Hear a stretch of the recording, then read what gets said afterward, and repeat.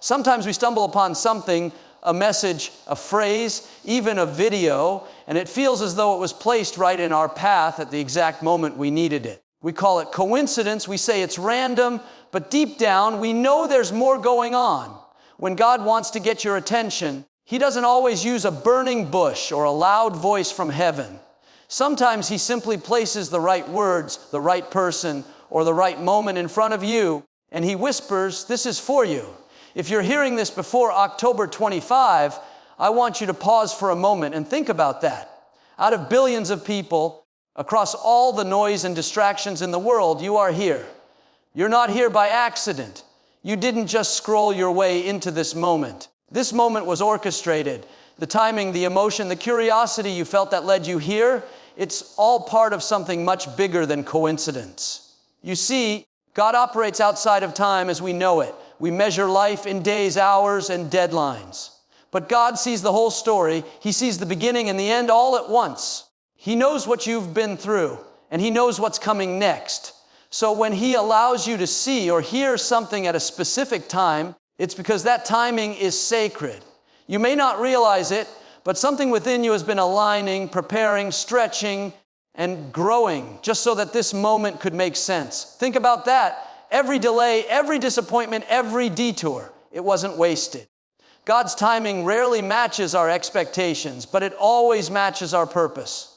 You might have thought that the setbacks you faced were signs that you were off course, but maybe they were actually signs that God was protecting your timeline. Sometimes He holds us back not to punish us, but to position us. He knows that if He gave us certain blessings too soon, we might not have the maturity, the wisdom, or the faith to handle them. I often say, when it's not happening on your schedule, it's still happening on God's. He's not early. He's not late. He's right on time. And if you've been asking for a sign, if you've been praying, waiting, wondering if God has heard you, then consider this your confirmation. This is your reminder that divine timing is real, and you're standing right in the middle of it. Philosophically speaking, there's something beautiful about timing. Every experience we go through is like a note in a larger symphony. On its own, it might sound dissonant or out of place. But when it's played in harmony with everything else, it makes perfect sense. That's what God does. He composes your life in perfect rhythm, even when you can't hear the full melody yet. Psychologically, we crave control. We want to predict outcomes, to know when things will happen. But faith, real faith, requires surrendering that need for control. It's saying, God, I don't understand this season, but I trust that you do. And the moment you make peace with that truth, something shifts in your spirit. You stop striving and you start flowing. You stop worrying about what's next and you start appreciating what's now. Because if you're seeing this right now, it means God has already gone before you. He's already made a way. Maybe you've been waiting on an answer about your career, your health, your relationships, your direction. You've been praying for clarity, and all you've been hearing is silence. But silence doesn't mean absence. Sometimes God's quiet is not rejection, it's preparation. The silence is where He does His deepest work. He builds your patience, your resilience, your sensitivity to His voice. Because when the timing is finally right, you won't just receive the blessing, you'll recognize it. There's an old saying, when the student is ready, the teacher appears. I believe that's true spiritually as well. When your heart is ready, the message appears. When your faith is ready, the opportunity shows up. When your mind is renewed, the path becomes clear. So if you're here before October 25, it's not a random date, it's a divine marker. It's as if God is saying, I've set this moment apart to remind you of who you are and what I'm about to do. And maybe you're thinking, but I've missed my chance. I've made too many mistakes. Let me tell you, God doesn't operate on your mistakes. He operates on His mercy. Nothing you've done has disqualified you from His timing. In fact, sometimes He uses the very places you thought were failures as the foundation for your next chapter. You haven't missed it. You're right on schedule. So as you hear these words, don't dismiss them as coincidence. Receive them as confirmation. This is your moment of awareness, a divine reminder that your steps are ordered, your path is guided, and your timing is sacred. Every second of your journey has been leading you here, to a point of readiness, of awakening, of divine alignment. And when you understand that you're not here by accident, you stop living reactively and start living intentionally. You start looking at every challenge as preparation, every closed door as redirection, and every delay as protection. So here's what I want you to carry with you. You are not behind, you are not forgotten, and you are not late.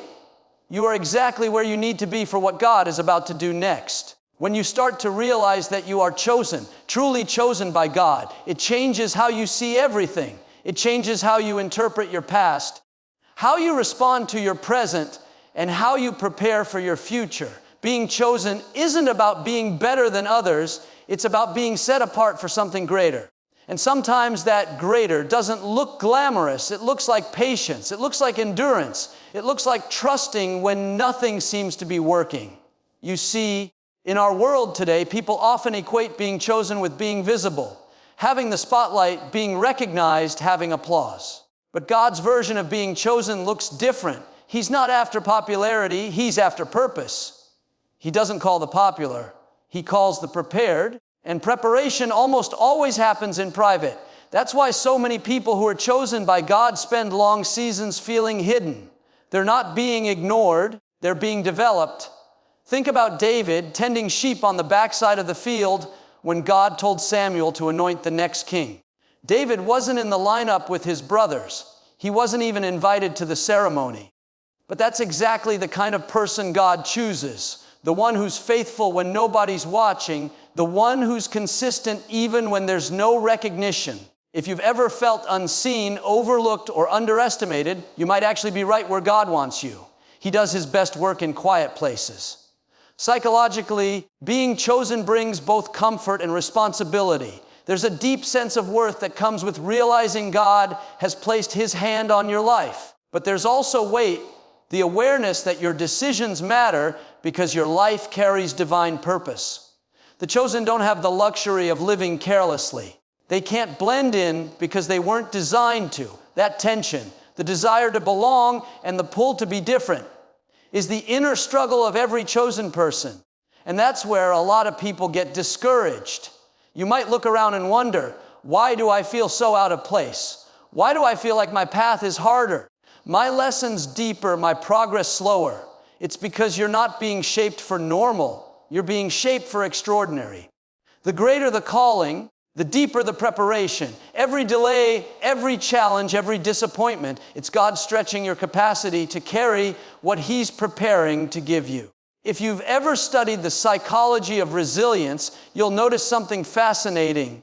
People who endure hardship with faith and perspective often develop a stronger sense of identity and purpose. It's not the easy seasons that define us. It's the seasons that tested our limits and forced us to depend on something greater than ourselves. That's the spiritual equivalent of training. You're building endurance for your destiny. Philosophically, being chosen also confronts the illusion of control.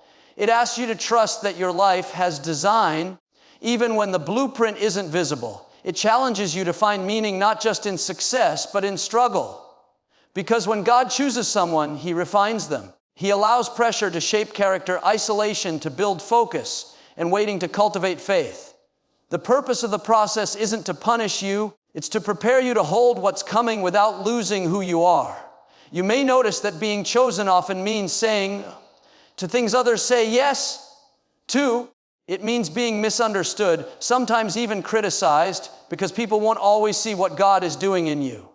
But remember this, what's happening in you is always more important than what's happening around you. God is forming something eternal in your spirit, strength that can't be shaken by public opinion or temporary success. And here's something powerful to reflect on. God doesn't choose the qualified, He qualifies the chosen. If He's placed something in your heart, a vision, a calling, a desire to impact others, it's because He's already equipped you with what you need. It might still be developing, but it's there. That's why you can't compare your journey to anyone else's. Your timing, your lessons, your path, they're uniquely designed for your purpose. So, if you've been feeling frustrated or invisible, take heart. That frustration is not a sign of failure, it's a sign of formation. The chosen go through stretching seasons because God knows what's ahead. He's preparing you to carry influence, not just to enjoy it. Influence without preparation can destroy, but influence built on character will last. When you truly grasp that, you stop trying to prove yourself and start positioning yourself. You stop chasing validation and start seeking alignment. Because the chosen don't need to be seen by everyone. They only need to be known by God. And when the time comes, He'll bring you from the background to the forefront. He'll open the right doors, connect you with the right people, and make sure your purpose finds its platform. So don't despise the hidden seasons. Don't rush the process, the obscurity, the waiting, the quiet growth. Those are sacred places. That's where strength is built, where clarity is born, and where your faith becomes unshakable. You may not be in the spotlight yet, but you're in the process of becoming who you were always meant to be. And when that moment comes, when purpose and timing intersect, you'll look back and realize that every challenge, every tear, every test was necessary. You'll see that you were never behind, never forgotten, never disqualified. You were simply being shaped by the hands of the one who chose you before the foundation of the world. And here's what I want you to leave with today. Being chosen isn't about being comfortable. It's about being called. You've been handpicked for something extraordinary. Don't let the silence make you doubt it, and don't let the struggle make you forget it. You are chosen, and that means your story isn't random. It's divine. There comes a moment in every person's journey when knowing isn't enough. You can know that you're chosen. You can believe in divine timing, but there comes a point where God says, no, it's time to act. That's what I call the awakening, the moment when revelation turns into responsibility. When faith stops being a theory and becomes a lifestyle. You can't stay where you were once you've seen what God has shown you. Awareness demands movement. If you've made it this far, it means something inside you has already started to stir. You felt the call. Maybe you can't quite explain it, but you sense that this season of your life is different. The things that used to satisfy don't anymore.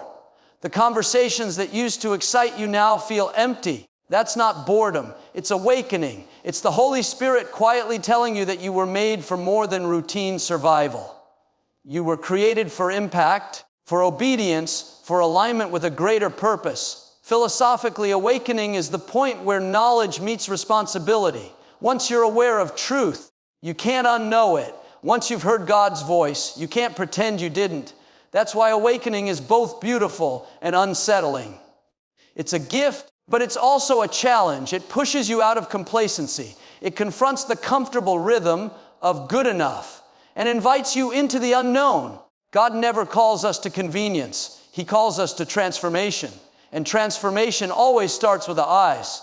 But let's be honest, obedience isn't easy. It means trusting what you can't yet see and doing what you don't fully understand. It's the psychological leap from control to surrender. Our human minds crave certainty.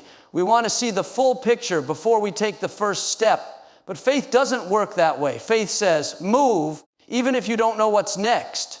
Obedience is often the bridge between the promise and its fulfillment. If you think about it, some of the most defining moments in Scripture began with simple acts of obedience. Noah built the ark before there was rain. Abraham left his homeland without knowing where he was going. Peter stepped out of the boat before he knew he could walk on water. Their obedience didn't make sense logically, but that's the point. Faith isn't always logical. It's spiritual logic operating on divine timing. And when you respond with obedience, even in uncertainty, you invite the supernatural into your natural. There's a psychological principle at play here too. Neuroscience tells us that when we act on a conviction, when we make decisions aligned with our values, it strengthens the neural pathways of confidence and purpose. Every step of obedience builds spiritual and emotional resilience. Each time you say yes to what's right, even when it's hard, you train your spirit to trust God more easily the next time. Obedience isn't just spiritual, it's neurological reprogramming. You're reshaping your identity to align with divine intention. Maybe God has been whispering something to you. It could be a change you need to make, a dream you've been afraid to start, a habit you need to break, or a relationship you need to release. You felt that nudge, that quiet sense of conviction. That's your awakening moment. God won't shout, He'll speak in stillness because He wants your willing heart, not your forced compliance. The call to awaken isn't about fear, it's about freedom. When you say yes, you're not losing control, you're surrendering to alignment. What often keeps us from obedience isn't lack of faith, it's fear of disruption. We fear what people will say, what we might lose, or what the future might hold. But obedience always precedes breakthrough. The thing you're praying for might already be waiting on the other side of your yes. We often ask God to move mountains while refusing to take the step that triggers the shift. Sometimes God is saying, you move first, then I'll move the mountain. Philosophically, awakening is the moment the soul remembers its origin. It's when you realize you weren't created to drift, you were created to direct. You have authority, but it's activated only through obedience. God doesn't force destiny, He invites you into it. Every act of obedience is a step toward alignment, and alignment always brings acceleration. When you align with God's will, things that once took years begin to unfold in weeks because you're no longer pushing against the current, you're flowing with it. This season, right now, before October 25, isn't just another date on the calendar, it's a threshold. Spiritually speaking, it's a window of opportunity where awareness is turning into awakening, and awakening must turn into action. God is calling His chosen ones to rise, to pray with intention, to forgive what's been holding them hostage, to step into the assignment they've been delaying. This isn't about pressure, it's about potential. You're being called to live at a higher level of awareness, to embody what you already know in your heart. Maybe your next act of obedience is small. Maybe it's making that phone call, writing that first page, forgiving that person, or simply deciding to trust God again. But don't underestimate small obedience. Every great movement of God begins with a small private yes. Your yes today could unlock the door to someone else's deliverance tomorrow. So don't wait for the perfect conditions. Obedience is the condition. Don't wait for certainty. Faith is your certainty. The time for hesitation has passed. The awakening is now. And if you're seeing this, if something in your spirit is resonating, that's your confirmation. God is saying, you've heard enough. Now it's time to walk. You're not just a listener of the word. You're a participant in the plan. Don't let fear keep you in the boat when God's calling you to walk on water. The winds may blow, the waves may rise, but you're safer in obedience than you are in comfort. When you begin to walk in obedience, something powerful starts to happen.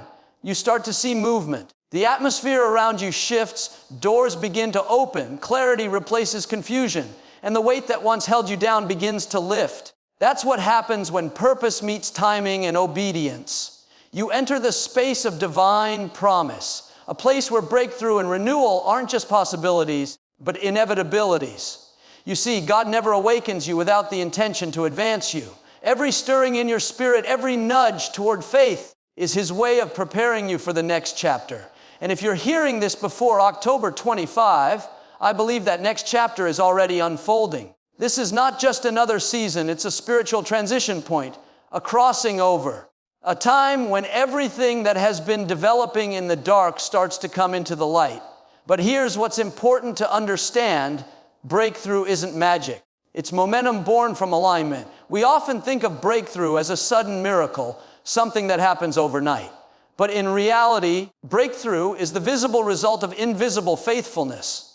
It's the harvest that comes from seeds of obedience planted in quiet seasons. Every prayer you've whispered, every act of surrender, every time you kept believing when it made no sense, all of it has been accumulating. You've been building spiritual equity, and God never lets that go to waste. Psychologically, this is the point where faith begins to rewrite your identity. When you start to expect breakthrough, your mindset shifts from scarcity to abundance. You stop seeing yourself as a victim of circumstance and start seeing yourself as a vessel of purpose. That shift in perception is crucial because your life will always move in the direction of your dominant thoughts. If you expect lack, you'll find it. But if you expect renewal, you'll begin to attract it. That's not wishful thinking. That's the law of faith. Belief shapes behavior, and behavior shapes reality. Philosophically, breakthrough represents the moment the invisible becomes visible, the unseen becomes seen. It's when faith manifests as form. But here's the paradox.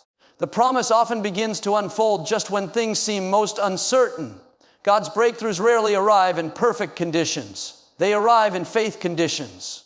The chaos you're feeling right now might actually be the prelude to creation. Think about Genesis. Before there was light, there was darkness. Before order, there was formlessness. And God didn't wait for the darkness to clear before He spoke. He spoke into it. That's what He's calling you to do. To speak light into your own darkness. To declare renewal even when nothing looks renewed. Because breakthrough doesn't come to those who wait passively. It comes to those who believe actively. When your faith and your words agree with God's promise, you align yourself with His creative power. You stop describing your situation and you start defining it. Maybe this season has been heavy for you. Maybe you've felt drained, disappointed, or disconnected. But renewal isn't about escaping the past. It's about reinterpreting it. God doesn't waste experiences. He repurposes them. The very things that wore you down can become the fuel for your growth. The betrayal that broke your heart can become the wisdom that sharpens your discernment. The loss that made you question everything can become the soil where deeper faith grows. Renewal begins when you decide that nothing in your story is wasted. There's a psychological truth here. Two people who live with hope recover faster, heal deeper, and grow stronger than those who live in fear. Hope is a catalyst. It activates the brain's creative centers, it energizes your body, and it restores your motivation to move forward. Spiritually, hope is the language of heaven. It's how God communicates that your best days are still ahead, not behind you. And here's the thing about divine renewal. It doesn't just refresh your circumstances, it redefines your perspective. You begin to see that the end of one season isn't the end of your story. It's an invitation to evolve. God doesn't want you to repeat old cycles. He wants to release new patterns. He's not just trying to change what's around you. He's transforming what's within you. Maybe you've been praying for a door to open. Maybe you've been wondering when things will finally shift. I want to tell you, the shift has already begun. It may not look like it yet, but it's in motion. The same way you can't see the seed breaking open underground, you may not see what God is doing right now, but it's happening. Your obedience has set something in motion that no force of darkness can stop. So as you move into this next season, expect breakthrough, expect clarity, expect renewal. Not because you're entitled to it, but because you're aligned with it. You've said yes to the process, yes to obedience, yes to being chosen, and now heaven responds to your yes. The same God who called you will complete what He started in you. But here's the key. Don't just expect renewal. Embody it. Walk like the promise is already yours. Talk like the door is already open. Think like the breakthrough has already come. Because faith isn't waiting for evidence. It's living like the evidence is inevitable. When your actions, words, and mindset align with expectation, you become magnetic to manifestation. So as this season unfolds, and as October 25 approaches, remember this: you are not waiting on the promise. The promise is waiting on you. God has already chosen you, already equipped you, already aligned the path. All that's left is for you to keep moving forward with faith, gratitude, and expectancy. You're stepping into a season of divine renewal, where what was lost will be restored, where what was broken will be rebuilt, and where what was uncertain will become clear. You've made it through the testing, and now you're entering the turning.